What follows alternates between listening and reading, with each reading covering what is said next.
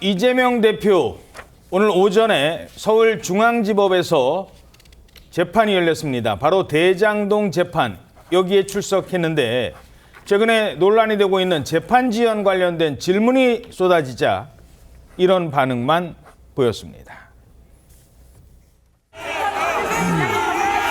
어떻게 생각하십니까? 대북 송금 재판부 기피 신청하면서 재판 지연 우려가 나오고 있는데 한덕수 권한대행이 헌법재판관 임명 못한다는.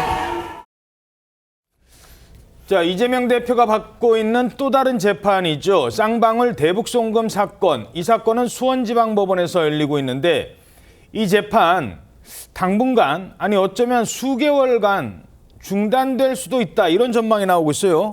예, 그렇습니다.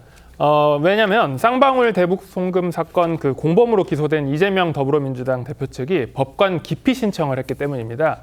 이 이제 쌍방울 대북 송금 사건 제3자 뇌물 사건은 지금 수원지법 형사 11부에서 심리 중인데 이 지난 13일 이 대표가 법관 기피 신청서를 법원에 제출했습니다.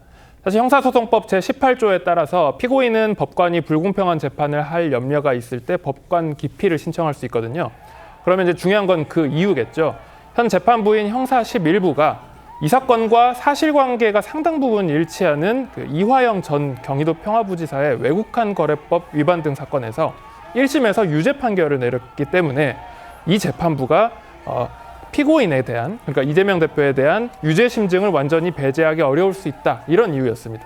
오늘 오전 공판 준비 기일에서 이 대표 측 변호인이 출석해서 이 기피 신청 사유를 밝혔고 검찰에서는 재판 지연 목적이라면서 기각을 요청했습니다.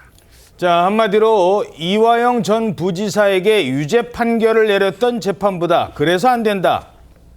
이건 어떻게 보십니까? 이건 사실 법원에서 이미 결론이 난 사안이에요. 이 사건에서 이화영 전 부지사도 같이 공범으로 기소가 됐습니다. 근데 이화영 전 부지사가 이미 같은 사유로 기피 신청을 냈어요. 이화영 전 부지사 입장에서는 앞선 9년 6개월을 받은 그 판사가 또 이 재판을 한다. 그러니까 앞에 사건은 이 대북 송금 관련이고 지금 같이 이 대표랑 기소된 것은 이제 제3자 뇌물로 기소가 된 거거든요. 그래서 앞에 나한테 징역 9년 6개월을 선고를 했기 때문에 유죄 심증이 있다라고 기피 신청을 했지만은 법원에서 좀 기각이 됐습니다. 사실 당사자 같은 경우에도 앞서 유죄 판결을 했기 때문에 유죄 예단이 있다, 그 사유가 받아들이지 않았거든요. 그럼 더군다나 공범한테 유죄 판결을 했다? 이거는 사실 법정 기피 사유도 아니고 실제로 그런 일로 받아들여진 예도 없습니다. 사실 이 기피 신청의 목적은 어떻게 보면은 이 재판부 형사 11부의 신진우 부장판사한테 재판을 받지 않겠다. 왜냐하면 신진우 부장판사가 내년에 2월에 인사 이동 예정이거든요.